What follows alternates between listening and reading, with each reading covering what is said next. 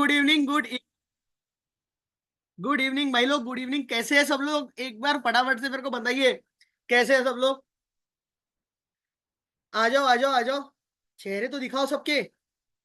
Sir आपने video की permission नहीं दी हुई है, अरे यार, एक सेकंड।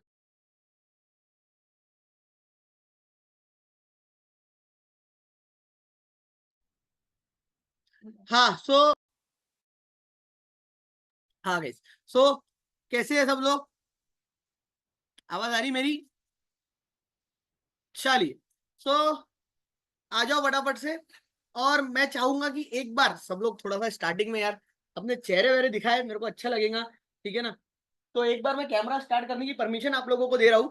ठीक है ना? फिर हम अपनी जो आज की सेशन है, क्लास है, वो स्टार्ट करते हैं। ठीक है ना? उसके बाद सब लोग कैमरे स्टार्ट करेंगे। Just a second. Start video. सब लोग कैमरा स्टार्ट करेंगे भाई लोग, बहनों, भाइयों और बहनों। प्रतीक भाई तो एकदम फुल फ्लेज पढ़ने के मूड में है। नटराज भाई गेम खेलने के मूड में लग रहा है मेरे को आज। कैसे है भाई सब लोग? अरे इसलिए चालू करवा रहा हूँ ताकि थोड़ा सा मैं भी तुम्हारा चेहरा देखूं यार। क्यों मुंह बना रहा है भाई अमित? सब ठीक है? सब ऑल गुड? ओके। आयुष इतनी टेंशन में नहीं रहते भाई। किस बात की टेंशन है? कौन छोड़ के गई? क्यों, बाकी लोग क्या है, बाकी लोग भी करो, चलो फटाफट से। फिर क्लास स्टार्ट करते हैं आज की। बाकी लोग करो फटाफट से। चलो आज अगर बाकी लोग कंडीशन में नहीं होंगे कैमरा चालू करने की, तो आज तो मैं बोल रहा हूँ, लेकिन आगे से हम लोग ट्राई करेंगे कि हम चालू करें कई बार। ठीक है ना? आयुषी, सुनीता, नैन्सी, ध्यान, क्या नाम है भाई? धनराज? गलत पड़ गया, ध्यानराज, सॉरी सॉरी भाई। वैभव शिंदे अंधेरे में बैठा है। शिंदे जी क्या हुआ? सगळं बरोबर?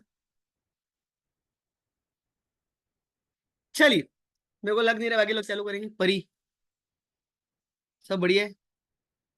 सर आप यूट्यूब पर क्यों नहीं लेते लेक्चर? अरे जूम पे यार कभी कभी बातचीत करने का मौका भी मिल जाता है, यूट्यूब पे तो लेंगे ही आगे। लेकिन अभी थोड़ा सा जूम पे मस्ती करते करते, मजे करते करते, डिटेल में पढ़ेंगे, मजा अलग आती है। क्या बोलते हो? फील अलग आता है कई बार, कभी इस पे भी मजा आती है। चलिए, सो स्टार्ट करते हैं। बंद कर दो अभी कैमरे, फिर पढ़ लेते हैं नाले को थोड़ा सा। ठीक है ना? नहीं तो सबको लगेगा आज सर मस्ती के मूड में है। चलो, जस्ट 6 सेकेंड। हाँ, सो स्टार्ट कर रहे हैं भाई अपनी क्लास। आई होप मेरी आवाज वगैरह सबको आ रही है। चलिए। सो लास्ट क्लास की अगर हम बात कर रहे थे, तो लास्ट क्लास के अंदर हम बात कर रहे थे बैंकिंग सिनेरियोज के ऊपर। ठीक है ना? जहां पे हमने बैंकिंग सिनेरियोज के ऊपर करंट अफेयर्स के अंदर बातचीत चालू करी थी। ठीक है ना? आई होप आपको वो सारी चीजें बातें समझ में आई थी। अभी आज वगैरह आपको नोट्स की जरूरत नहीं पड़ेगी, आज और कल में। फिर जैसे ही आपको नोट्स की एक दिन में जरूरत पड़ेगी, मैं आप लोगों को नोट्स प्रोवाइड कर दूंगा। ठीक है ना? तो नोट्स वगैरह आपके ग्रुप में आ जाएंगे। मतलब मैं एक डिटेल इस तरीके के नोट्स आप लोगों के लिए तैयार कर रहे हूँ, इस तरीके के नोट्स आप लोगों के लिए बना रहा हूँ, जिसके अंदर आप लोगों के सारे टाइप के करंट अफेयर्स कवर हो जाए। ठीक है ना? Every current type of current affairs जो है वो आपका क्या हो जाए, कवर हो जाए। मैं इस तरीके के नोट्स आपको लिए, वैसे आधे बन चुके हैं ऑनेस्टली बताऊं तो। ठीक है ना? इस तरीके के नोट्स आप लोगों को दूंगा जिसके अंदर जो रेफरेंस मटेरियल इंस्टीट्यूट की इतनी बड़ी है, वो भी, मतलब मैंने क्या करा है, रेफरेंस मटेरियल इंस्टीट्यूट की जो होती है ना, उससे एक नोट्स बनाए छोटे वाले, और उसके और उस छोटे नोट्स के और हाईलाइटेड छोटे नोट्स बनाए। और उसके अलावा उसके अंदर मैं जो मतलब लेटेस्ट करंट अफेयर्स की न्यूज है, उसको भी एक सिंप्लीफाइड लैंग्वेज में डाल रहा हूँ, जिसके अंदर मतलब इस तरीके से हो जाएगा कि तुमने उतना कर लिया तो तुम्हारे लिए बहुत हद तक करंट अफेयर क्या हो गया, प्रिपेयर हो गया। ठीक है ना? अभी तो खैर आपको खास एक दिन वगैरह जरूरत नहीं पड़ेगी नोट्स की, बट एक दो दिन में मैं आप लोगों को प्रोवाइड करूंगा साथ साथ में, जिसके अंदर आप मार्किंग वगैरह भी फिर कर पाओगे। ठीक है? चलिए। बात करते हैं आगे। अब हमने लास्ट क्लास में बात कर रहे थे बैंकिंग सिनेरियोज के ऊपर। हम किसकी बात कर रहे थे? बैंकिंग सिनेरियोज की बात लास्ट क्लास के अंदर हम कर रहे थे, जिसके अंदर हमने बात कर रहे थे कि दो टाइप के बैंक्स होते हैं। पहला, बेटा मैं सब कुछ बताते जाऊंगा, क्या याद रखना है क्या नहीं, कौन सी डेट याद रखनी है कौन सी नहीं। ठीक है ना? जहां मैं खुद बोल दूंगा कि याद नहीं रखनी है, वो याद नहीं रखेंगे, या अगर मैं स्पेसिफिकली बताऊंगा याद रखना है, तो वही डेट्स आप लोग क्या करोगे, याद रखोगे। ठीक है ना? मतलब जहां जहां मैं आपको स्पेसिफिकली बातें बोलूंगा कि भाई साहब ये डेट्स याद रखना, वो डेट्स याद रखना, वही सारी चीजों के ऊपर आप डेट्स याद रखेंगे, ठीक है ना। नहीं तो कई लोगों को टेंशन ही आ जाती है भाई साहब कि कौन सी डेट याद रखे कौन सी नहीं रखे। सब मेरे ऊपर छोड़ दो, आप बस मैं जो बताते चल रहा हूँ, मैं जो पढ़ा रहा हूँ, ठीक है ना, मेरे साथ साथ आप बने रहो, करते रहो, आपको बाकी दिक्कत नहीं जाएंगी। सो हमने बात कर रहे थे कि हमारी कंट्री के अंदर दो टाइप्स के बैंक है। पहला आ जाता है आपका कौन सा वाला बैंक, सेंट्रल बैंक। दूसरा आ जाता है कमर्शियल बैंक। कमर्शियल बैंक के अंदर अगर आपको याद आ रही होंगी बात, तो हमने डिस्कस करे थे, कमर्शियल बैंक्स का मतलब होता है ऐसे बैंक जिनका बैंकिंग एक्टिविटी, ये धंधा है। बैंकिंग एक्टिविटी का मतलब क्या हो गया, लोन लेना डिपॉजिट, सॉरी लोन देना डिपॉजिट लेना, लोन देना डिपॉजिट लेना, ये क्या कहलाई जाती है, बैंकिंग एक्टिविटी कहलाई जाती है। This is called as what, banking activity. इसी को क्या कहा जाता है मालक, बैंकिंग एक्टिविटी, यानी लोन देना डिपॉजिट लेना, ठीक है ना, ये बैंकिंग एक्टिविटी कहलाई जाती है। तो जिन बैंक्स के लिए ये धंधा है, they are called as what, commercial banks. और दूसरे जैसे एसबीआई हो गया, एचडीएफसी हो गया, बैंक ऑफ बड़ौदा हो गया, ठीक है ना, ये सब क्या है, कमर्शियल बैंक्स है। They are all considered as what, commercial banks. इनको हम क्या बोलते हैं, कमर्शियल बैंक्स बोलते हैं।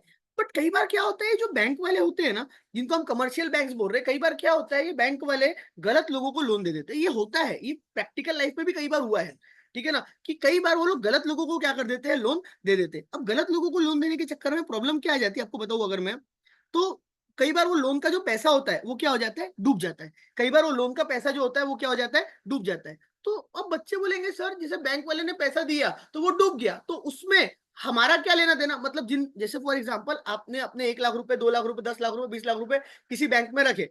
अब बैंक वाले जो बैंक में आप रखते हो, वो बैंक वाला ऐसे लोगों को लोन दे रहा है जो लोगों ने वो बैंक का पैसा आगे जाके डुबा दिया। अब वो बैंक तो बेटा नुकसान में आ गया ना, क्योंकि उसको जो पैसा लेना था लोन का वो डूब गया। लेकिन आपने जो पैसा रखे थे आप बैंक के ऊपर भरोसा करके, ठीक है ना, आप तो टेंशन में आ जाओगे ना कि यार मेरे पैसे का क्या। अब कल अगर पेपर में न्यूज आ गई कि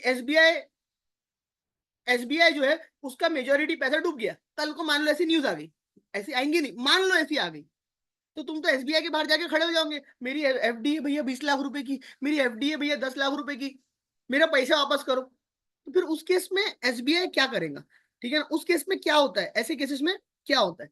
अगर मैं आपको ऑनेस्ट रिव्यू दूं, ऑनेस्ट चीज इस चीज के ऊपर अगर मैं आपके साथ डिस्कस करूं, तो इस केस में बेसिकली क्या होता है, आप एक बात हमेशा याद रखना, कोई भी बैंक हो, चाहे वो गवर्नमेंट हो, चाहे वो प्राइवेट हो, चाहे वो कॉर्पोरेट, कोई भी टाइप का बैंक हो, उस बैंक में आपके सिर्फ 5 लाख रुपए तक सेफ होते हैं।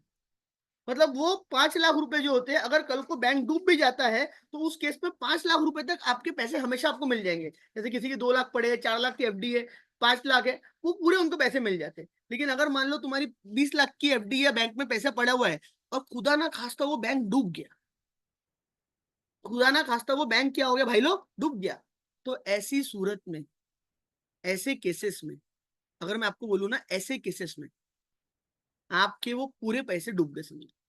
आपके वो पूरे पैसे मतलब सिर्फ 5 लाख रुपए आपके रिकवर होंगे, और उसके ऊपर आपका एक भी पैसा जो है वो क्या नहीं होगा, रिकवर नहीं होगा। सिर्फ और सिर्फ 5 लाख रुपए जो है आपके, वो क्या होंगे, रिकवर हो सकते हैं, ठीक है ना, उसके अलावा रिकवर नहीं होता है।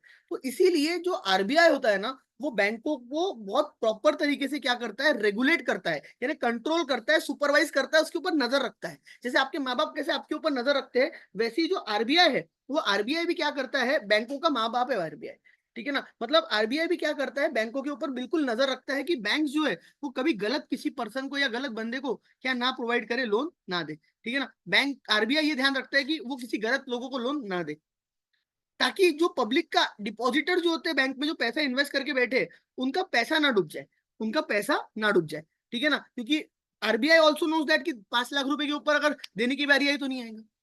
तभी तो आज की तारीख में जो इतने बैंक है, आज हम उनके ऊपर इतना भरोसा करके बैठे कि भाई हमारा पैसा बैंकों में ज्यादा सेफ है, हमारे घर में कोई भी चोर आके चोरी करके लेके जाएगा, लेकिन बैंकों में वो ज्यादा सेफ है, ठीक है।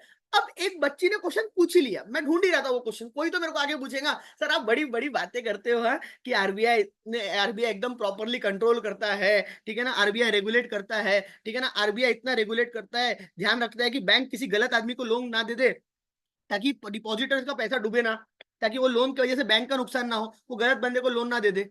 फिर सर इतना अगर आरबीआई ध्यान रखता ही है, इतना अगर आरबीआई ध्यान रखता ही है, तो पैसा डूबा कैसे फिर, विजय माल्या ने एसबीआई का इतना सारा पैसा डुबाया कैसे, यानी फिर ऐसा कैसे हो गया कि विजय माल्या ने इतना पैसा आरबीआई को डुबा दिया, आरबीआई एसबीआई बैंक का डुबा दिया। फिर विजय माल्या का फ्रॉड हुआ कैसे, वो लोन पैसा डुबा कैसे, तो आरबीआई ने उसको लोन देने क्यों दिया, विजय माल्या को। तो बेटा इसके लिए ना मेरे को एक कहानी याद आती है कि तुम्हारे पिताजी तुम्हारी माताजी कितनी बार बोलते हैं तुम्हारे को कि गलत काम नहीं करना, इधर नहीं जाना, उधर नहीं जाना, कुछ ऐसा चीजें गलत चीजें नहीं करना। कितनी बार तुम्हारे घर वाले तुम्हारे को ये बात बोलते हैं। दिल पे हाथ रख के बात करना कि तुम्हारे घर वाले तुमको इतना रेगुलेट कर रहे हैं, इतना कंट्रोल कर रहे हैं, उसके बाद भी तुम रेगुलेट हो रहे हो क्या पूरी तरीके से? कोई ना कोई कांड तो तुम कर ही देते हो कि नहीं करते हो? कोई ना कोई तो कांड कर ही देते हो। Are you getting the example or not? कि भाई इतना ध्यान रखने के बाद भी तो हम कोई ना कोई कांड पीट ही देते। तो वैसे ही जैसे तुम लोग अपने माता पिता की नजर से बच के कोई कांड कर देते हो, वैसे ही बैंक जो है वो भी कभी कभी को एक आंधी केसेस में कांड कर देती है। बट दैट डजंट मीन ना कि आरबीआई उसको कंट्रोल करना भूल जाए, आरबीआई उसको कंट्रोल ना करे तो भैया फिर तो पूरे 100% कांड होंगे। अभी जहां 1 या 2% कांड हो रहे हैं, फिर तो उस केस में क्या हो जाएगा, 100% कांड होंगे। Are you all getting the point or not? समझ रही बात नहीं है? समझ रही? ठीक है ना? इस तरीके से यहाँ पे बात आती है। नहीं, ऐसा कोई कंपलसरी नहीं रत्ना का। ठीक है ना? चलिए, यहाँ तक क्लियर है बात। तो इस तरीके से हमने कल देखे थे कि आरबीआई जो है वो क्या कर रहा है, आरबीआई बैंकों को रेगुलेट करता है। रेगुलेट करने का मतलब ही ये हो गया कि कमर्शियल बैंक जो है वो लोग क्या ना करे। कमर्शियल बैंक जो होते हैं बेसिकली वो लोग गलत लोगों को लोन ना दे। ठीक है ना? ये सारी चीजों का आरबीआई बेसिकली क्या करता है, पूरी तरीके से ध्यान रखता है। समझी? यहाँ तक क्लियर है बात? अच्छे से समझा पॉइंट? ठीक है ना? मैं जानबूझ के बहुत धीरे ले रहा हूँ, स्टार्टिंग में 1-2 दिन में बहुत धीरे ले रहा हूँ मैं, इंटेंशनली ऐसा कर रहा हूँ। मैं रिपीट कर रहा हूँ बार बार ताकि वो चीजें आपके दिमाग में ना बैठ जाए। मैं जानबूझ के मतलब अभी तक नोट्स ओपन नहीं करा, मैं सारी चीजें इस तरीके से इसलिए बातचीत करके आपको स्टार्टिंग में कंफर्टेबल करवा रहा हूँ करंट अफेयर के साथ, कि करंट अफेयर का जो हवा है, खौफ है, वो आपके दिमाग से पूरी तरीके से क्या हो जाए, निकल जाए। फटाफट से मेरे को बताओ, बैंकिंग रेगुलेशंस एक्ट कब बना था? बैंकिंग रेगुलेशंस एक्ट कब बना था? देखो हमने बोले थे बैंक, कोई भी बैंक अगर बैंकिंग रेगुलेशंस एक्ट में रजिस्टर्ड है तभी उसको हम बैंक बोलेंगे, अदरवाइज उसको हम बैंक नहीं बोलेंगे। फटाफट से मेरे को बताओ, बैंकिंग रेगुलेशंस एक्ट जो है वो कब बना था? फटाफट से चैट में बताओ। क्या बात है, क्या बात है। सर डेट्स याद नहीं होती ना आप लोगों को, तो आप कुछ ऐसा बोल रहे थे। सर इतनी सारी डेट्स याद कैसे करेंगे? बैंकिंग रेगुलेशंस एक्ट बना था 1949 में, वो भी मैंने आपको परसों पढ़ाया था। ठीक है ना? वो भी मैंने आपको परसों पढ़ाया था। मैंने कल ऐसे, कल तो मेरा दूसरा था, लेकिन कल या परसों पढ़ाया था, लास्ट क्लास में पढ़ाया था इन शॉर्ट। दिमाग में है? अच्छा मेरे को बताओ, रिजर्व बैंक ऑफ इंडिया, नहीं हमने वो डिस्कशन नहीं किया था ना, अभी हमारा होने का डिस्कशन। सॉरी। क्लियर? ये छोटी मोटी डेट्स आपको दिमाग में रह गए मेरे हिसाब से। क्लियर? चलो, सो नाउ आगे बढ़ते हैं भाई साहब। Just give me 1 second, just give me 1 second. ठीक है ना? मैं एकदम स्टार्टिंग में धीरे धीरे पढ़ाऊंगा। ठीक है ना? एकदम स्टार्टिंग में मैं जानबूझ के क्या कर रहा हूँ, थोड़ा धीरे लेना पसंद कर रहा हूँ। उसका कारण बहुत सिंपल सा है कि मैं नहीं चाह रहा कि तुम लोग जो है वो करंट अफेयर से डरना चालू कर दो। बट दैट डजंट मीन कि मैं इतनी धीरे आगे भी पढ़ाऊंगा। मैं सिर्फ कंफर्टेबल करवा रहा हूँ आप लोगों को कि आप कंफर्टेबल हो जाए। Just a second.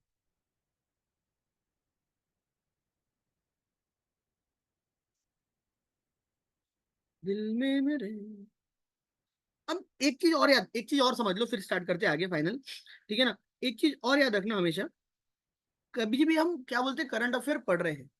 ठीक है ना? तो करंट अफेयर्स का जो अपना कोर्स डिजाइंड है वो इस तरीके से है कि कुछ चीजों का हमको कंटेंट पढ़ना है, कुछ चीजों का हमको क्या पढ़ना है, कंटेंट पढ़ना है। जैसे हमारे को, हम अभी पहले आरबीआई के बारे में पूरा पढ़ेंगे, आरबीआई कब बना, आरबीआई क्या है। ठीक है ना? आरबीआई के बारे में हम पूरा पढ़ेंगे, आरबीआई क्या है, आरबीआई कब बना, ये सारी चीजें हम बेसिकली क्या करेंगे, बहुत डिटेल में अभी पढ़ेंगे। ठीक है ना? बट एक और बात इसमें आएंगी कि हमको उसके साथ साथ धीरे धीरे थोड़ी बहुत न्यूज़ेस भी पढ़नी पड़ेंगी। एक तो कंटेंट पढ़ना पड़ेगा, कंटेंट पढ़ने के साथ साथ भाई साहब हम लोग क्या भी पढ़ने वाले हैं, न्यूज़ेस भी पढ़ने वाले हैं, ताकि आप लोग दोनों के लिए क्या हो जाओ, कंफर्टेबल हो जाओ। दोनों में आप लोग क्या हो जाओ, कंफर्टेबल हो जाओ। एक तो न्यूज, दूसरे कंटेंट। ठीक है ना? सबसे पहला कंटेंट हमारा जो है आज का, वो हम स्टार्ट कर रहे हैं कि आरबीआई कब कैसे क्या करता है, आरबीआई किस तरीके से वर्क करता है, आरबीआई क्या काम करता है, ये सारी चीजें हम एक एक करके क्या करने वाले हैं, डिस्कस करने वाले हैं। जस्ट एक सेकंड, मैं स्क्रीन शेयर कर रहा हूँ आपके साथ। जस्ट एक सेकंड। हाँ गुस्सा, ये स्क्रीन आपको मैं शेयर कर रहा हूँ।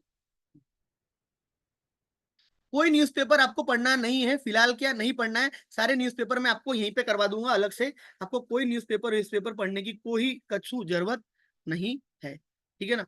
ये जो स्क्रीन पे ये हरकतें करते हैं ना, ये प्लीज ना करें, आई रियली रिक्वेस्ट, ठीक है ना, आई अप्रिशिएट।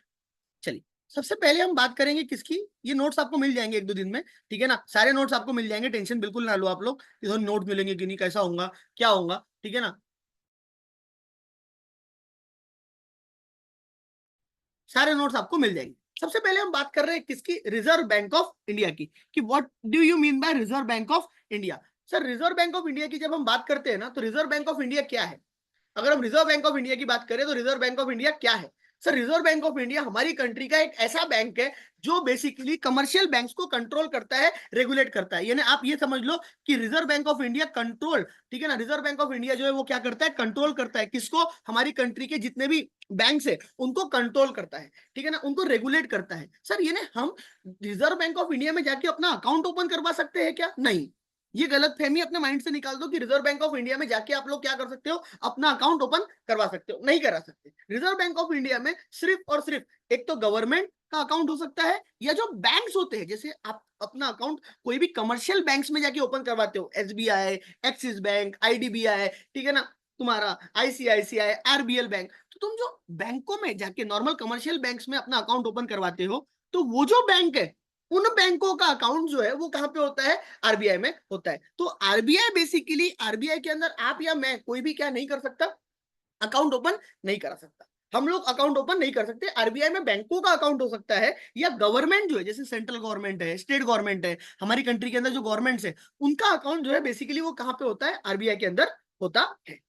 अब सर ये आरबीआई जो है, रिजर्व बैंक ऑफ इंडिया, ये बना कब, तो इसके पीछे भी बहुत बढ़िया स्टोरी। क्या हुआ 1934 में, अगर मैं बोलूं ना, 1934 में ये आरबीआई एक्ट पास हुआ। आरबीआई एक्ट का मतलब होता है आरबीआई का एक कानून।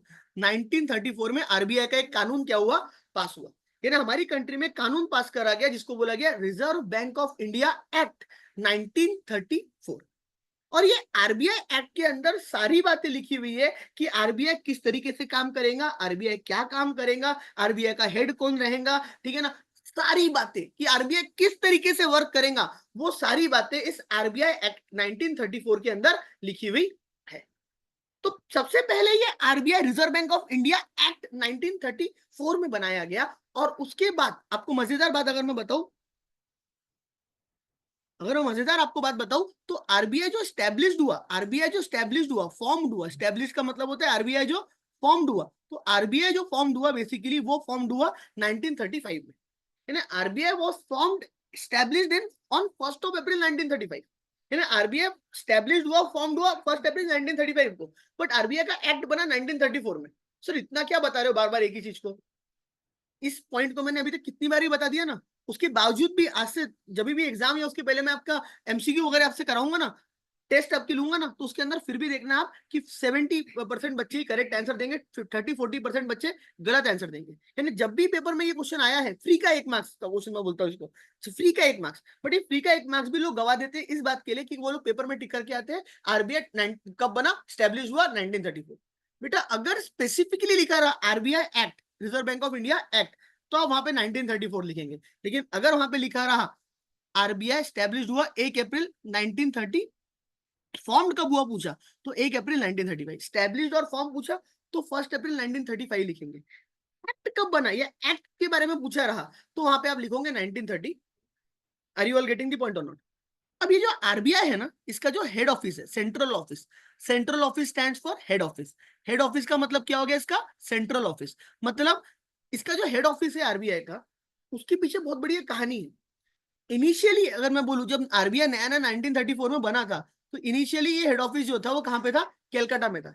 इनिशियली ये हेड ऑफिस जो था वो कहां था, कैलकाटा में था, कोलकाता नहीं, कैलकाटा। उस समय इसको कैलकाटा बोलते थे। तो 1935 में जब आरबीआई बना, तो मजेदार बात कि उस समय आरबीआई का जो हेड ऑफिस था वो कैलकाटा में सिचुएटेड था, ठीक है ना। बाद में कब, 1937 में परमानेंटली ये मूव हो गया कहां पे, मुंबई में, यानी मुंबई में 1937 में ये परमानेंटली मूव हो गया।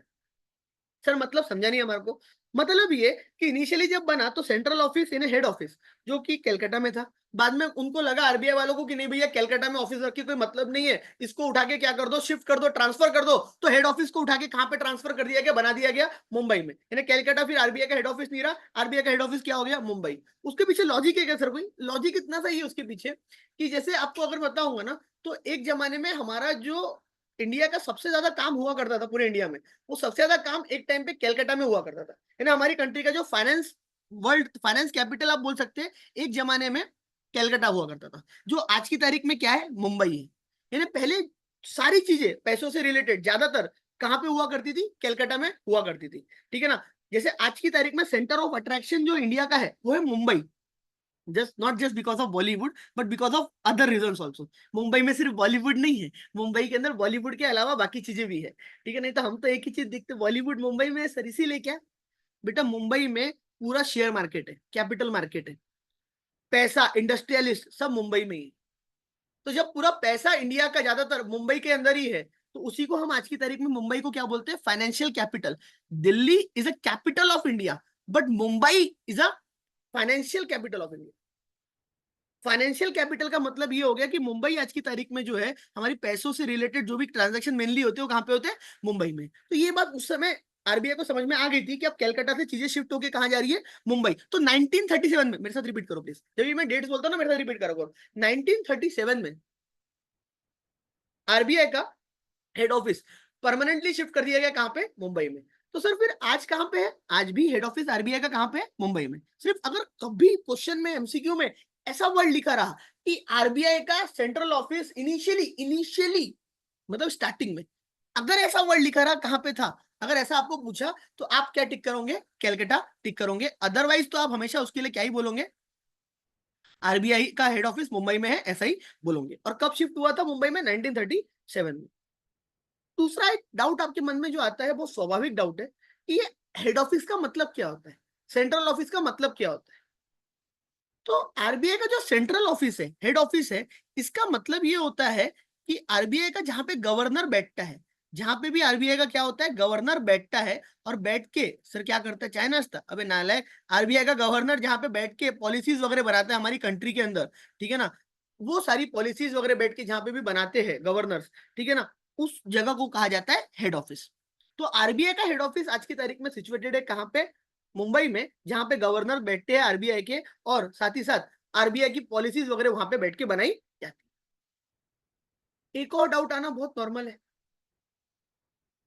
कि सर गवर्नर कौन है हमारे आरबीआई का। मतलब मैंने ना इस तरीके से क्रक्स निकाल के ये नोट्स बनाए आपके लिए, जिसके अंदर आपको ज्यादा डिटेल, मतलब ज्यादा फालतू की चीजें पढ़ने की जरूरत नहीं है, इंपॉर्टेंट पॉइंटर्स पढ़ो, ठीक है ना। क्योंकि लोग बोलते हैं कि इंस्टीट्यूट की जो रेफरेंस बुक है उससे ज्यादा आता नहीं है पेपर में, ठीक है ना, ऐसे स्टूडेंट्स का बोलना है। बट मैं बोलता हूँ कि आए या ना आए, हमको पढ़ना तो है ही, ठीक है ना, क्या पता उसमें से आ जाए, हमको दूसरी चीजें ज्यादा पढ़नी पड़ती है। तो ये जो आपको मैं नोट्स देने वाला हूँ, इसके अंदर रेफरेंस मटेरियल का पार्ट प्लस दूसरी इधर उधर की सारी चीजें मैं आपको दूंगा, ठीक है ना, ताकि आप लोग एक जगह पे ही करंट अफेयर को अच्छी तरीके से क्या कर पाओ, स्टडी कर पाओ। तो वेरी गुड, आरबीआई के गवर्नर का नाम है आज की तारीख में शक्तिकांता दास, ठीक है ना। द करंट गवर्नर और ऑफ आरबीआई इज शक्ति, शक्ति कपूर नहीं बे, रिस्पेक्ट से नाम लिया करो बे, ठीक है ना। शक्ति कपूर कौन बोल रहा है बे, शक्तिकांता दास। ये मेरी आज पेंसिल थोड़ी वर्क नहीं कर रही है प्रॉपरली, इसीलिए मैं ऐसा लिख रहा हूँ, ठीक है ना। नहीं तो पेंसिल अगर प्रॉपर वर्क करेंगे तो आपको कोई टेंशन नहीं जाएगी। आज थोड़ी पेंसिल पता नहीं, पेंसिल बोलती है मैं छुट्टी मनाऊंगी, बोले आज बोले ठीक है मना ले, ठीक है ना। शक्तिकांता दास साहब is the governor of RBI, ठीक है। लिख लो आप लोग, शक्तिकांता, शक्ति कपूर नहीं, शक्तिकांता दास, ठीक है ना। Shaktikanta Das is the current governor of RBI, ठीक है ना। आरबीआई के करंट गवर्नर का नाम है Shaktikanta Das. I hope it is clear to you all, clear. देखो आरबीआई कब बना, 1935 में, स्टैब्लिश 1 अप्रैल 1935 को। आरबीआई का एक्ट कब बना, 1934 में। सेंट्रल ऑफिस यानी हेड ऑफिस आरबीआई का कहां पे, इनिशियली कलकत्ता में था, बाद में वो शिफ्ट होकर कहां आ गया, परमानेंटली मुंबई के अंदर आ गया। यानी 1937 में परमानेंटली वो क्या हो गया, मूव हो गया। आज की तारीख में आरबीआई जो है उसका हेड ऑफिस मुंबई में है, जहां पे उसके गवर्नर बैठ के पॉलिसीज बनाते हैं, ठीक है ना। और मजेदार बात यह है कि जो आरबीआई के गवर्नर आज की तारीख में बैठ के पॉलिसीज वगैरह बनाते हैं, जैसे कि जो पॉलिसीज वगैरह आरबीआई के गवर्नर आज की तारीख में क्या करते हैं, बैठ के बनाते हैं, एक सेकंड, ठीक है ना। आरबीआई के गवर्नर जो आज की तारीख में पॉलिसीज वगैरह बैठ के क्या करते हैं वहां पे बनाते हैं, ठीक है ना। तो ये पॉलिसीज आपके मन में डाउट आएगा कि ये पॉलिसीज कौन सी वाली आरबीआई के गवर्नर जो है वो बैठ के बनाते हैं, ठीक है ना। तो थोड़ा सा आप डिटेल में और चलते हैं कि functions of Reserve Bank of India क्या है।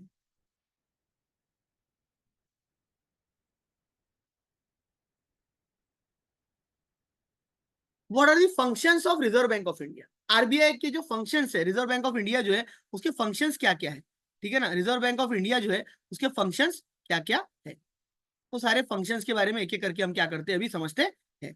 सबसे पहला आरबीआई का फंक्शन आता है, फंक्शंस ऑफ आरबीआई। सबसे पहला फंक्शन आरबीआई का आता है जिसको कहा जाता है मॉनेटरी अथॉरिटी। अब तुम्हारे मन में ये सवाल आना स्वाभाविक है कि what do you mean by monetary authority. जब आप मॉनेटरी अथॉरिटी की बात कर रहे हैं तो ये मॉनेटरी अथॉरिटी का मतलब क्या होता है, ठीक है ना। आरबीआई एक मॉनेटरी अथॉरिटी है, ठीक है ना। अब ये मॉनेटरी अथॉरिटी का मतलब क्या होता है। सर मॉनेटरी अथॉरिटी का मतलब होता है ऐसी अथॉरिटी जो हमारी कंट्री के अंदर मॉनेटरी पॉलिसीज को फॉर्मुलेट करती है, इंप्लीमेंट करती है और मॉनिटर करती है। किस चीज को, मॉनिटरी पॉलिसी को। यहाँ पे एक बहुत बड़ा पॉइंट आ जाता है सर, मॉनिटरी पॉलिसी मतलब सर ऐसा बोलना है आपका कि मॉनिटरी अथॉरिटी हम उसको बोलेंगे जो हमारी कंट्री के अंदर मॉनिटरी पॉलिसीज को क्या कर रही है, फॉर्मुलेट। फॉर्मुलेट करने का मतलब होता है बना रही है। इंप्लीमेंट मतलब उसको अप्लाई कर रही है। मॉनिटर मतलब बना दिया, अब लागू कर दिया, इंप्लीमेंट कर दिया, उसके बाद उसको मॉनिटर तो करना पड़ेगा ना कि कुछ गड़बड़ तो नहीं है उसके अंदर, हमने जो पॉलिसी बनाई है सब बराबर है या नहीं। अरे जैसे तुम लोग अपना प्लान बनाते हो पढ़ाई के लिए, सबसे पहले प्लान बनाते हो, फिर कि भैया इतना पढ़ना है, फिर उसके बाद उसको अप्लाई करते हो, मतलब पढ़ना चालू करते हो, फिर बाद में चेक करते हो कि जो मैंने प्लान बनाया था वो बराबरली फॉलो हो रहा है या नहीं हो रहा है। तो फॉर्मुलेट करना, इंप्लीमेंट करना और मॉनिटर करना, ये तीन चीजें सबसे इंपॉर्टेंट रोल प्ले करती है, ठीक है ना। किस चीज को, मॉनेटरी पॉलिसी। अब बात ये आती है कि what do you mean by monetary policy. अब कोई बच्चा बोल रहा है मॉनेटरी पॉलिसी मतलब मनी रिलेटेड। थोड़ा समझो मॉनेटरी पॉलिसी, ये हम ऐसा नहीं पढ़ रहे, बीकॉम वाली पढ़ाई नहीं करेंगे यहाँ पे हम, या ट्वेल्थ क्लास वाली पढ़ाई कि हम नाम का ही मीनिंग हिंदी में समझा देंगे। मॉनेटरी पॉलिसी का मतलब होता है हमारी कंट्री में जो इंटरेस्ट रेट पॉलिसीज होती है। इंटरेस्ट रेट आप देखते होंगे ना, कई बार बैंक्स अपने इंटरेस्ट रेट बढ़ा देती है, कई बार बैंकों में अपने इंटरेस्ट रेट कम हो जाते हैं। आप ये चीज शायद नोटिस करते होंगे कि बैंक ने कभी इंटरेस्ट रेट बढ़ा दिया, फिर बैंक ने कभी इंटरेस्ट रेट क्या कर दिया, कम कर दिया, ठीक है ना। तो आप ये चीज नोटिस करते होंगे मेरे हिसाब से, इतना तो आप लोग देखते ही होंगे, मेरे को ऐसा लगता है कि बैंक ने इंटरेस्ट रेट बढ़ा दिया है क्या, क्या कर दिया, कम कर दिया है क्या, ठीक है ना। तो ये चीजें आप देखते ही होंगे। सो बेसिकली इंटरेस्ट रेट बढ़ाना, इंटरेस्ट रेट कम करना, एक सेकंड,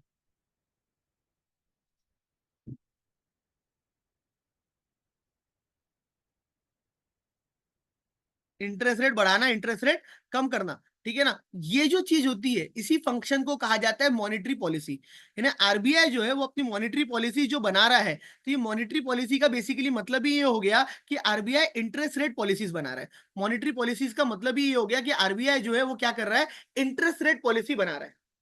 इंटरेस्ट रेट का मतलब क्या कि जब उसको लगता है कि हमको इंटरेस्ट रेट बढ़ा देना है तो वो इंटरेस्ट रेट बढ़ा देता है, जब उसको लगता है कि हमको इंटरेस्ट रेट कम कर देना है तो वो इंटरेस्ट रेट कम कर देता है। सर ये क्या सर्कस है। चलो ये समझ गया कि मॉनेटरी पॉलिसी मतलब इंटरेस्ट रेट पॉलिसी। आ गई बात समझ में कि मॉनेटरी पॉलिसी का मतलब यहाँ पे हो गया इंटरेस्ट रेट पॉलिसी। हम ये बात को एक्सेप्ट करते हैं, आपकी बात समझ गए हम, ठीक है ना। यहाँ पे वो क्या, इंटरेस्ट रेट पॉलिसी को हमने क्या बोल दिए, इंटरेस्ट रेट में जो चेंजेस आ रहे हैं, ठीक है ना, वो चेंजेस जो है उसको बेसिकली हम मॉनेटरी पॉलिसी कंसीडर कर सकते हैं। तो जो इंटरेस्ट रेट है वो तो हमको समझ में आ गई बात कि वो मॉनेटरी पॉलिसी होती है। बट आपके मन में भी एक सवाल आना चाहिए, देखो ना, हमेशा ना कोई भी चीज पढ़ते समय ना उसका रीजन ढूंढा करो तो पढ़ने में मजा आती है। आपके मन में एक सवाल आना स्वाभाविक है कि सर आरबीआई को क्या, पागल है क्या आरबीआई की, बार बार इंटरेस्ट रेट बढ़ा देता है, बार बार कम कर देता है, कितना कंफ्यूजन होता है, हमको पता नहीं चलता है कि इंटरेस्ट रेट बढ़ा क्यों रहा है, इंटरेस्ट रेट कम कर रहा है, ठीक है ना। तो आरबीआई क्या पागल है क्या, बार बार इंटरेस्ट रेट बढ़ाते कम करते रहता है, तो उसके पीछे रीजन क्या है, व्हाट डू यू थिंक। हाँ ठीक है, वो एग्जैक्ट रीजन बताओ कि why RBI wants, what is the objective behind changes in interest rate. मतलब मॉनेटरी पॉलिसी को बार बार चेंज करते रहना, इंटरेस्ट रेट को बार बार चेंज करते रहना, इसके पीछे इंटरेस्ट क्या है, इसके पीछे रीजन क्या है। सर इसके पीछे रीजन होता है to control the inflation and deflation in market.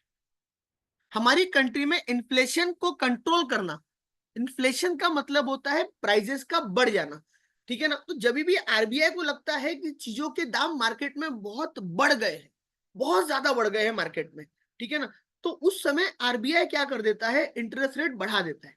यानी आरबीआई को जब भी लगता है कि इन्फ्लेशन बहुत बढ़ गया है, तो इन्फ्लेशन को उसको कम करना है। इन्फ्लेशन मतलब चीजों की प्राइसेस का बढ़ना, ठीक है ना। तो जब प्राइसेस बहुत बढ़ गई है, मतलब इन्फ्लेशन है मार्केट में, तो उस समय आरबीआई क्या करता है, इंटरेस्ट रेट को बढ़ा देता है। सर क्यों बढ़ा रहा है इंटरेस्ट रेट को? इंटरेस्ट रेट बढ़ने से प्राइसेस कहां से कम हो जाएंगी, ये क्या बात होगी? वैसे तो इतना डिटेल में आपके कोर्स में नहीं है, बट आपको मैं नॉलेज के लिए थोड़ा सा बताता हूँ कि किस तरीके से होता है, क्योंकि हम करंट अफेयर पढ़ रहे हैं। लेकिन थोड़ा आपको नॉलेज के लिए बताता हूँ किस तरीके से होता है। जैसे आरबीआई ने क्या करा, इंटरेस्ट रेट बढ़ा दिया, तो बैंक जो होते हैं नॉर्मल वाले, वो भी इंटरेस्ट रेट बढ़ा देते हैं। अब इंटरेस्ट रेट बैंक ने बढ़ा दिया, सबने इंटरेस्ट रेट बढ़ा दिए, तो इंटरेस्ट रेट बढ़ने के बाद तुम खुद सोचो, तुम लोन कम लोगे या लोन ज्यादा लोगे? अगर बैंकों ने इंटरेस्ट रेट बढ़ा दिया, तो इंटरेस्ट रेट बढ़ने की वजह से तुम लोन ज्यादा लोगे या कम लोगे? सर हम तो नहीं लेंगे सर लोन ज्यादा, ठीक है ना। कहाँ सर, महंगा हो गया इंटरेस्ट, महंगा हो गया, इतना इंटरेस्ट कहाँ, इतना इंटरेस्ट देंगे सर, हम तो लोन कम लेंगे बस। तुम लोन कम लोगे, तुम्हारे पास पैसे नहीं रहेंगे, तुम्हारे पास पैसे नहीं रहेंगे, तुम सामान नहीं खरीदोगे। तुमने लोन कम लिए, मार्केट में पब्लिक ने लोन कम ली, लोन कम लेने से ऑटोमेटिकली चीजों की डिमांड जो है वो बहुत कम हो जाती है। कोई भी चीज की डिमांड बहुत कम हो जाती है, क्योंकि लोगों के पास पैसे ही नहीं है ना खरीदने के लिए। अब डिमांड कम हुई तो प्राइसेस ऑटोमेटिकली क्या हो जाएंगी, चीजों की डाउन। अब भैया एक दुकान में अगर बंदा बैठा है माल बेचने के लिए, ठीक है ना, उसके यहाँ पे लाइन लगी पड़ी है, तो वो महंगा करके बेचेगा ना। बेचारा वो खाली बैठा है, मक्खियां मार रहा है, तो उसको तो सस्ते में बेचना ही पड़ेगा। दैट मीन प्राइस क्या हो जाएंगी, ऑटोमेटिकली कम, मतलब इन्फ्लेशन कंट्रोल हो जाता है। तो ये इन्फ्लेशन को कंट्रोल करने के लिए आरबीआई जो है, मतलब मार्केट से मनी का सप्लाई, मनी का फ्लो कम करने के लिए, इन्फ्लेशन को कम करने के लिए ये इंटरेस्ट रेट बढ़ा देता है। कई बार ये इंटरेस्ट रेट कम भी कर देता है जब लोगों उसको लगता है कि यार मार्केट में पैसा ही नहीं है, डिमांड ही नहीं है चीजों की, तो वो वहां पे इंटरेस्ट रेट क्या कर देता है, ऊपर नीचे कर देता है, वो और बढ़ा देता है, कम कर देता है। सो इंटरेस्ट रेट का कम या ज्यादा ये दोनों आरबीआई करते रहता है। इसका एक सिंपल सा शॉर्ट में अगर रीजन मैं बताऊं, पेपर में आता भी है, तो वो होता है प्राइस स्टेबिलिटी। सबसे इंपॉर्टेंट रीजन इसका होता है दैट इज प्राइस स्टेबिलिटी, ठीक है ना, price stability, to maintain the price stability. Sir ये क्या हो गया? प्राइस स्टेबिलिटी का मतलब होता है कि कोई भी चीजों में मार्केट में प्राइसेस ना ज्यादा होना अच्छा है, ना प्राइसेस का कम होना अच्छा है। ये बात हमेशा याद रखना, प्राइसेस का ना ज्यादा होना अच्छा है, ना प्राइसेस का कम होना अच्छा है। अरे सर ये क्या बात बोल दी है, चलो ये तो समझ गया, ज्यादा होना अच्छा नहीं है, कम होना अच्छा नहीं है, नहीं है। नहीं, प्राइसेस का कम होना बिल्कुल अच्छी बात नहीं है भाई। सर ऐसा थोड़ी ना होता है बेटा, अगर बहुत ज्यादा प्राइसेस कम होगी ना, तो जो सप्लायर है, जो दुकानदार है, जो बिजनेसमैन है, वो माल बेचना बंद कर देगा। आप हमेशा कंज्यूमर बन के सोचोगे अगर, तो आपको वन साइड का ही आंसर मिलेगा। कंज्यूमर के हिसाब से तो प्राइस का कम होना अच्छा ही है, लेकिन एक बिजनेसमैन के एंगल से, एक सप्लायर के एंगल से, अगर चीजों की प्राइसेस बहुत कम हो रही है, तो उसका प्रॉफिट भी कम हो जा रहा है, उसको नुकसान हो रहा है, तो वो धंधा ही नहीं करेगा, वो बिजनेस ही नहीं करने में इंटरेस्टेड रहेगा। Are you getting my point? तो प्राइसेस का कम होना भी ज्यादा अच्छा नहीं है, ना बढ़ना। तो price always should be stable. So for price stability, कि भैया प्राइस ना बढ़ जाए ना कम हो जाए बहुत ज्यादा, प्राइसेस स्टेबल रहे, इसी वजह से आरबीआई हर बार इंटरेस्ट रेट को बढ़ाता और कम करते रहता है, depending upon the situation and scenario. RBI इसको ऊपर नीचे करते रहता है ताकि मार्केट के अंदर पैसों का फ्लो बना रहे। समझ में आ रही बात? हाँ या ना? मैं डाउट्स 2-5 मिनट बाद लूंगा, डाउट्स अगर स्टूडेंट्स के हैं तो जैसे ही मैं सेशन एंड करने पे रहूंगा ना, आपके सारे डाउट्स मैं लूंगा, कोई मना ही नहीं। चलो एक डाउट आया है, मैं भी कंसिडर कर लेता हूँ डाउट्स, ठीक है ना। सर आरबीआई नोट्स को बैन क्यों करती है? बैन क्यों करती है, कहाँ बैन करी? आरबीआई ने कहा नोट्स बैन करी? वो 500 हजार के नोट्स, उसके लिए बोल रहे हो क्या? सर कुछ करेंसी में मार्केट में ऐसे जो है, जो आरबीआई ने बैन तो नहीं करी, बट मार्केट में जल्दी कोई एक्सेप्ट नहीं करता। जैसे छोटे 1 रुपए के कॉइन, बैन थोड़ी ना 1 रुपए के कॉइन, किसने बोला बैन है? बैंक बैन थोड़ी ना 1 रुपए के कॉइन, ठीक है ना। अब 1 रुपए के कॉइन मार्केट में तो कौन कौन नहीं लेता। अब वो कौन मना करता है कि भैया तुम चले गए 1,000 रुपए का आइटम लेने, 5,000 रुपए का आइटम लेने, और वहां पे उसको तुम बोल रहे हो कि 1-1 रुपए की कॉइन है, ठीक है ना, तो वो बंदा नहीं लेता है क्योंकि उसके लिए वो सरदर्द हो जाता है। बैन थोड़ी ना है कोई, it is not ban. No current, not a single currency is ban. Inflation अगर बढ़ेगा तो इन्फ्लेशन को कंट्रोल करने के लिए इंटरेस्ट रेट बढ़ाया जाता है। समझो बात को, अगर लिखना है आपको तो वैसे आपके काम का नहीं है, बट अब इकोनॉमिक्स में आप पढ़ते हो ये चीजें, बट आपके नॉलेज के लिए बता रहा हूँ, if anybody wants to write तो वो लिख सकता है कि to control the inflation interest rate को इंक्रीज करा जाता है, to control the deflation interest rate को डिक्रीज करा जाता है, तो to control the inflation interest rate को इंक्रीज करा जाता है, to control the deflation interest rate को डिक्रीज करा जाता है, सिंपल, कंट्रोल करने के। दूसरी बात आती है भाई साहब बहुत जोरदार, RBI is a regulator and supervisor of financial system, जो हमने पहले भी डिस्कस करे, फिर से डिस्कस करते हैं कि हमारी कंट्री का जो फाइनेंशियल सिस्टम है, मतलब बैंकिंग सिस्टम है हमारी कंट्री का, ठीक है ना, उसको सुपरवाइज और उसको रेगुलेट करने के लिए आरबीआई जो है वो क्या करता है, उसको सुपरवाइज और रेगुलेट करने के लिए आरबीआई जो है वो क्या करता है, आरबीआई क्या करता है, उसको सुपरवाइज और रेगुलेट करने के लिए, बैंक्स को रेगुलेट करने के लिए, सुपरवाइज करने के लिए वो ना बैंकों के लिए पैरामीटर्स, पैरामीटर्स बोले तो कि कोई भी बैंक किस तरीके से काम करेगा, है ना, बैंक किस तरीके से काम करेगा का मतलब ये है कि आप ये समझ लो सवेरे बैंक खुलने से लेके शाम के बैंक बंद होने तक ये सारी चीजें आरबीआई डिसाइड कर रहा है कि आप किसको लोन दे सकते हो, किसको लोन नहीं दे सकते हो, ठीक है ना, फिर उसके बाद आप कितना लोन दे सकते हो, कितना लोन आप नहीं दे सकते हो, ठीक है ना, उसके बाद इवन जो ये आरबीआई की गाइडलाइन है कि बैंक्स में लंच टाइम नहीं होना चाहिए, lunch time in the sense कि जैसे हम बैंक में जाते हैं एसबीआई वाले खासकर बोलते हैं अभी लंच टाइम चल रहा है बाद में आना, जबकि आरबीआई ने बोल रखा है कई बार ये बात कि भैया तुम लंच टाइम के नाम पे कस्टमर्स को भगाओ मत, ठीक है ना, भगाओ मत यहां से कस्टमर को, एक साथ बैठ के 10 लोग एक साथ बैंक वाले बैठ के लंच कर रहे हैं, इससे कस्टमर का टाइम खराब हो रहा है, एक एक करके खाना खा लो भाई तुम लोग, और जो कस्टमर है उनको सर्विसेज प्रोवाइड करो, ये आरबीआई की गाइडलाइंस है, बैंक कितने बजे खुलेगा, बैंक कितने बजे बंद होगा, ये सब आरबीआई ने सेट करे हुए।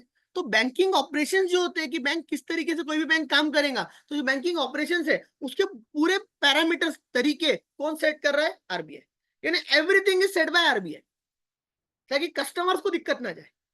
और आरबीआई का ना दो सबसे बड़ा इंटेंशन है, पहला इंटेंशन आरबीआई का ये है कि हमारी कंट्री की जो पब्लिक है उनका कॉन्फिडेंस बैंकिंग सिस्टम पे बना रहे, यानी जो हमारी कंट्री की पब्लिक है उनका कॉन्फिडेंस बैंकिंग सिस्टम पे पूरी तरीके से बना रहे, ये सबसे बड़ा इंटेंशन है आरबीआई का। अब तुम्हारे मन में ये सवाल भी आ सकता है कि कॉन्फिडेंस बना रहे का मतलब क्या हो गया, कॉन्फिडेंस बनेगा रहे मतलब क्या हो गया, यानी आरबीआई ये चाहता है कि आज की तारीख में कोई भी बंदे के पास अगर मान लो कुछ पैसे पड़े हुए हैं तो वो ये सोचे कि यार ये पैसा मैं घर में नहीं रखता हूँ, ये पैसा मैं बैंक में जाके रखता हूँ, इतना भरोसा होना चाहिए बैंक के ऊपर, जो आज की तारीख में है भी। आज तुम्हारे पास 10 लाख रुपए है, मैं पूछूंगा कि मान लो तुम 10 लाख रुपए कहाँ रखोगे, तो तुम सबसे पहला आंसर ये करोगे सर मैं तो ये बैंक में रख के आऊंगा, घर में नहीं रखूंगा, मतलब तुम्हारे को अपने आप से ज्यादा बैंकों पे भरोसा है, जस्ट बिकॉज ऑफ आरबीआई। और उसके अलावा डिपॉजिटर्स जो होते हैं उनका इंटरेस्ट प्रोटेक्ट हो, डिपॉजिटर्स जो होते हैं उनका इंटरेस्ट क्या हो, प्रोटेक्ट हो। अब ये क्या होता है, तो जो लोग बैंक में पैसा रख रहे हैं डिपॉजिटर्स उसको बोलते हैं हम लोग, उनका जो इंटरेस्ट है उनके साथ कोई धोखाधड़ी ना हो, कोई फ्रॉड ना हो, कोई गड़बड़ी ना हो, ठीक है ना, ये सब चीजों का बेसिकली क्या रखा जाना चाहिए, ध्यान रखा जाना चाहिए। तो इसको कहा जाता है कि RBI is a supervisor and regulator of हमारी कंट्री का फाइनेंशियल सिस्टम, मतलब बैंकिंग ऑपरेशंस के ब्रॉड पैरामीटर्स वगैरह सब कौन सेट करता है, आरबीआई सेट करता है। ये सारी चीजें कौन कर रहा है बेसिकली हमारी कंट्री में, आरबीआई कर रहा है। Are you all getting my point, yes or no, हाँ या ना। इवन अगर मैं आपको एक बात और बताऊं ना, तो आरबीआई जो है हमारी कंट्री के अंदर, आरबीआई जो है हमारी कंट्री के अंदर वो फॉरेन करेंसीज को भी मैनेज कर रहा है ना, आरबीआई को फॉरेन करेंसी का मैनेजर भी कहा जाता है। सर फॉरेन करेंसी मतलब डॉलर, दिरम, दिनार, यान, एचकेडी, हांगकांग डॉलर, ठीक है ना, ये सारी जो फॉरेन करेंसीज होती है, कोई भी बंदा फॉरेन जाते समय कितनी करेंसी लेके जा सकता है, फॉरेन से कितनी फॉरेन करेंसी ला सकता है, आप अपने घर में कितनी फॉरेन करेंसी रख सकते हो, आप कितना माल फॉरेन करेंसी में परचेस कर सकते हो दूसरे देश से, इंडिया का कोई भी बंदा कितना माल इंपोर्ट कर सकता है, कितना नहीं कर सकता, ये सब बातें पता है आरबीआई बताता है। यानी आप इंडिया से आपके पास कितना भी आप करोड़पति हो, आप कितने भी अरबपति हो, बट आरबीआई जितनी करेंसी परमिट करता है ना उतनी आप इंडिया से बाहर लेके जा सकते हो फॉरेन करेंसी, आप उतनी फॉरेन करेंसी इंडिया के बाहर लेके जा सकते हो। नहीं कभी भी आप सोचते होंगे कि यार मैं एक साथ 10 करोड़ रुपए लेके जाता हूँ फॉरेन में बढ़िया घूम के आऊंगा, नहीं ले जा सकते आप, आरबीआई की रिस्ट्रिक्शन से कई सारी चीजें उसमें, तो हमारी कंट्री के अंदर जो फॉरेन एक्सचेंज है, हमारी कंट्री के अंदर जो फॉरेन एक्सचेंज है, उसको मेंटेन करने का काम भी कौन कर रहा है? आरबीआई। उसको मेंटेन करने का काम भी कौन कर रहा है? आरबीआई। तो RBI is a manager of foreign currency और इवन कस्टोडियन ऑल्सो, लिखा नहीं है वहां पे, बट एक और चीज बता देता हूँ कि हमारी कंट्री में जितनी फॉरेन करेंसी पड़ी हुई है वो सब कहां पे पड़ी हुई रहती है? आपको पता है? आरबीआई में। वो कहां पे पड़ी रहती है? आरबीआई में। समझ में आ रही बात? देखो थोड़ा सा मैं बोला ना, स्टार्टिंग में हम धीरे धीरे पढ़ेंगे, कम पढ़ेंगे, ठीक है ना, लेकिन क्लैरिटी से पढ़ेंगे कि करंट अफेयर से कंफर्ट होना जरूरी है। सबसे पहले हमने बात करें हमारी कंट्री के अंदर आरबीआई कब बना, मेरे साथ बोलो। छोड़ो स्क्रीन पर एक मिनट के लिए, इधर ध्यान दो, बोलो मेरे साथ। आरबीआई कब बना? सर आरबीआई एक्ट बना। आरबीआई एक्ट कब बना? आरबीआई एक्ट बना 1934 में। आरबीआई स्टैब्लिश हुआ 1 अप्रैल 1935 को। कब स्टैब्लिश हुआ? 1 अप्रैल 1935 को। सर आरबीआई का हेड ऑफिस इनिशियली कहां पे था? सर आरबीआई का हेड ऑफिस इनिशियली था कलकत्ता में, बाद में वो परमानेंटली मूव हो गया कहां पे? मुंबई में। कब मूव हुआ? वो मूव हुआ 1937 में, ठीक है ना। कब मूव हुआ? 1937 में। आज की तारीख में आरबीआई का हेड ऑफिस कहां पे? मुंबई में। आरबीआई का हेड ऑफिस का मतलब क्या होता है? आरबीआई का हेड ऑफिस का मतलब होता है कि ऐसी जगह जहां पे आरबीआई का गवर्नर बैठता है और बैठ के पॉलिसीज क्या करता है? बनाता है। अच्छा, आरबीआई का गवर्नर कौन है? तुम्हारे रिश्तेदार थोड़ी ना है। शक्ति, अरे कपूर नहीं बे, इज्जत से बात करो। शक्तिकांता दास साहब is the governor of RBI. Current governor of RBI Shaktikanta Das साहब। Are you getting my point? फिर आरबीआई जो है वो क्या करता है, उसके फंक्शन क्या है? फंक्शन मतलब आरबीआई क्या क्या काम करता है? तो आरबीआई बेसिकली सबसे इंपॉर्टेंट जो है वो काम करता है, मॉनिटरी पॉलिसीज बनाता है ताकि प्राइसेस क्या रहे? स्टेबल रहे। मॉनिटरी पॉलिसी मतलब इंटरेस्ट रेट पॉलिसी फॉर्मुलेट करना, मतलब बनाना, इंप्लीमेंट करना, लागू करना, उसको रेगुलेट, मॉनिटर करना मतलब चेक करना, फॉर्मुलेट करना, इंप्लीमेंट करना, मॉनिटर करना। किसको? मॉनिटरी पॉलिसी को। इसीलिए आरबीआई को क्या बोला जाता है? Monetary authority. इसलिए वो क्या बोला जाता है उसको? मॉनिटरी अथॉरिटी, क्योंकि मॉनिटरी पॉलिसी को फॉर्मुलेट, इंप्लीमेंट और रेगुलेट कर रहा है। उसके साथ साथ क्यों मॉनेटरी पॉलिसी का मतलब क्या, सॉरी, इंटरेस्ट रेट पॉलिसी, जो इंटरेस्ट रेट चेंज हो रहे हैं, क्यों ये monetary policy interest rate policy को फॉर्मुलेट करता है, टाइम टू टाइम चेंज करते रहता है? ताकि हमारी कंट्री में क्या रहे? प्राइस स्टेबिलिटी रहे, है ना, चीजों की प्राइस ना ज्यादा बढ़ जाए ना ज्यादा कम हो जाए। हमारी कंट्री के बैंकिंग ऑपरेशंस को रेगुलेट करता है, फाइनेंस सिस्टम को रेगुलेट और रेगुलेट करता है, हमारी कंट्री के फाइनेंशियल सिस्टम को रेगुलेट करता है, सुपरवाइज करता है, ताकि पब्लिक का कॉन्फिडेंस बना रहे, डिपॉजिटर्स का इंटरेस्ट प्रोटेक्ट हो। फॉरेन एक्सचेंज करेंसी को मैनेज करता है। सारी फॉरेन करेंसी उसके पास ही पड़ी होती है, उसकी परमिशन के बिना, आप उससे परमिशन के बिना फॉरेन करेंसी फॉरेन में लेके भी नहीं जा सकते हो ज्यादा, ठीक है ना। ये सर आप बार बार क्यों एक ही चीज रिपीट करते हो? बेटा करंट अफेयर है, समझना भी जरूरी है, याद रहना भी जरूरी है, ठीक है ना। तो समझते तो है ही हम करंट अफेयर, बट उसको याद रखना ये हमारा सबसे बड़ा टास्क होता है। इसीलिए मैं इतनी बार उन चीजों को रिवाइज कराता हूँ क्लास में। तो जब भी मैं उसको रिपीट करते रहता हूँ ना गाइस, तो प्लीज मेरे साथ उसको रिपीट करो। It will help you to remember all the things and you will be feel confidence. जब तुम क्वेश्चन सॉल्व करोगे ना, तब तुम आगे जाके कॉन्फिडेंस फील करोगे। Are you all getting my point? Yes or no? पक्का? ठीक है, आज यहीं रोकते हैं सर। क्यों? धीरे धीरे चलेंगे स्टार्टिंग में, एक दो दिन तो धीरे चले, नॉर्मल चलते हैं, ठीक है ना। बाद में भगाएंगे नहीं, लेकिन बाद में धीरे धीरे नॉर्मली आप कंफर्टेबल हो जाओगे। सो आप लोगों के लिए, आप लोगों को मजा, इंटरेस्ट आना चालू हो जाएगा, तो आप लोग और अच्छा फील करोगे, ठीक है। डन। तो आज इतना ही रखते हैं, आगे की बात कल की क्लास में करेंगे, ठीक है ना। थैंक यू सो मच सभी को, love you all, take care. एक बार सब बता दो मेरे को, मजा आई कि नहीं आई? कोई डाउट है अगर तो मैं पूछ लो, उसके लिए मैं वेट करता हूँ, अदरवाइज फिर हम आगे की बात नेक्स्ट क्लास में करेंगे भाई लोग।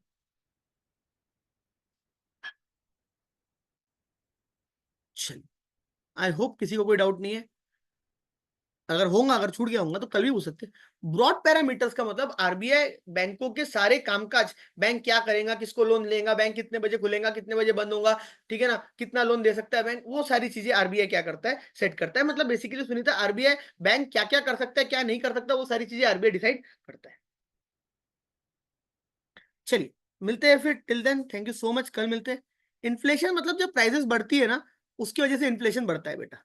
Sir very good class, thank you भाई, थैंक यू। तो इन्फ्लेशन प्राइसेस के बढ़ने की वजह से क्या होता है? बढ़ता है, ठीक है ना। फेमा मतलब बेसिकली कानून का नाम है फॉरेन एक्सचेंज मैनेजमेंट एक्ट, जिसके अंदर लिखा हुआ है कि आप फॉरेन करेंसी अपने पास कितनी रख सकते हैं, कितनी करेंसी फॉरेन से इंडिया से बाहर लेके जा सकते हो, कितनी लेके आ सकते हो, वो सारी बातें उसके अंदर लिखी हुई है। बट आपके कोर्ट में फेमा नहीं है, फॉरेन एक्सचेंज मैनेजमेंट एक्ट नहीं है, ठीक है ना, वो सिर्फ एक वर्ड लिख के दिया हुआ है और कुछ नहीं। हाँ, कई सारे बैंक्स पहले से है रत्नाकर, बाद में आरबीआई आया। अब आरबीआई कैसे बना, क्या बना, उसकी कहानी एक इंपॉर्टेंट मैं आपको कल बताऊंगा, मेरे को याद दिलाना रत्नाकर ये बात कि आरबीआई कैसे बना, उसकी एक स्टोरी आज मैं बताना रहेगी, कल बताऊंगा वो। ठीक है ना, मिलते हैं नेक्स्ट क्लास में। Till then thank you so much, love you all, take care, bye bye.